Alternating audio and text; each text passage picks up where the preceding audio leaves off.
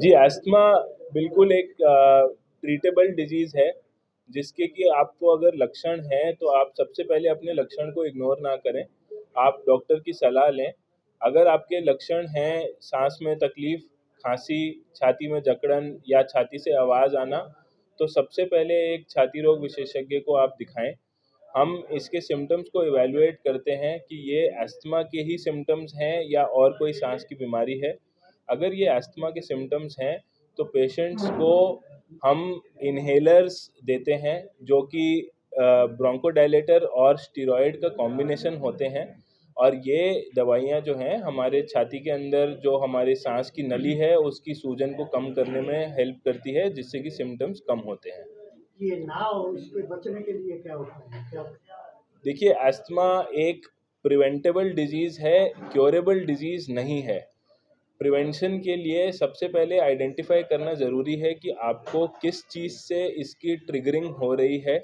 इसके triggering factors में सबसे इम्पॉर्टेंट चीज़ है एलर्जी, जिसमें कि धूल-मिट्टी से एलर्जी या मौसम बदलने से, टेम्परेचर में डिफ़रेंस आने से प्रॉब्लम होना, या फिर आपके घर में कोई पालतू जानवर हैं, उनसे आपको ऐसे सिम्पटम्स में बढ़ोतरी होना, या फिर कोई ऐसी खाने-पीने की वस्तु जो आपको बार-बार ऐसे सिम्पटम्स करा रही है, उसको आइडेंटिफ़ाई करना सबसे इम्पॉर्टेंट चीज़ है।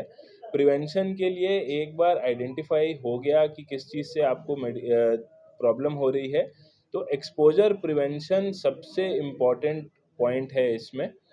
साथ ही साथ मास्क पहनना, स्मोकिंग अवॉइड करना, ये सब एक्स्ट्रा पॉइंट्स हैं इसमें अस्थमा को प्रिवेंट करने के लिए। डॉक्टर साहब, सीके बिरला आपका हॉस्पिटल है, इनकी विजिट अदर शहरों में भी जैसे सिरसा वगैरह या कहीं ओपीडी वगैरह रहती है? नहीं, हमारी विजिट नहीं होती सर अभी यहाँ। और हम लोग प्लान कर रहे हैं, लेकिन वैसे जिस तरह की कोई स्पेशलिटी हम लोग प्रोवाइड नहीं करवा रहे हैं यहाँ पे। सर, काउंसलिंग के माध्यम से इस बीमारी का इलाज कहाँ तक संभव है? देखिए, आपको सबसे पहले समझना पड़ेगा कि प्रॉब्लम इस बीमारी में हो क्या रही है, जो कि है साँस की नली की सूजन होना। सूजन जो है, काउंसलिंग का इसमें रोल सिर्फ़ इतना है कि मरीज़ को ये समझाना बहुत ज़रूरी है कि उसको दवाई की ज़रूरत क्यों है, दवाई उससे क्या काम करेगी, और दवाई जो है कितने समय तक लेनी है। ये सब चीज़ें पेशेंट के कंप्लायंस को बढ़ाती हैं कि पेशेंट अपने आप दवाई बंद ना करे। ये आप ऐसे मानें कि जैसे ब्लड प्रेशर की दवाइयाँ, शुगर की दवाइयाँ आप लेते हैं और वो जीवन भर चलती हैं आपकी। अस्थमा के मरीज़ों को बिना कंसल्टेशन के दवाई बंद नहीं करनी चाहिए, क्योंकि आपके ये सिम्पटम्स वापस आ सकते हैं दवाई बंद करते ही। तो बिना प्रोफ़ेशनल सलाह के डोज़ मॉडिफ़िकेशन करना या उसको दवाई को बंद करना, ये सब चीज़ें नहीं करनी चाहिए।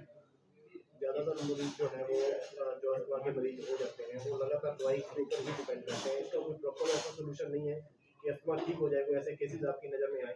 देखिए, अस्थमा जैसे मैंने बताया कि अस्थमा क्योरेबल नहीं है, ट्रीटेबल है, प्रिवेंटेबल है, और उसे एक कंट्रोल्ड तरीके से रखा जा सकता है। हमारा टारगेट ट्रीटमेंट का हमेशा ये होता है कि पेशेंट को दवाई की ज़रूरत तब पड़े जब उसको सिम्पटम्स हों।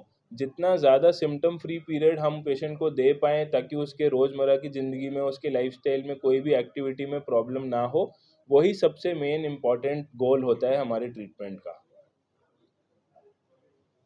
किस स्पेशलिस्ट डॉक्टर से मिला जाए?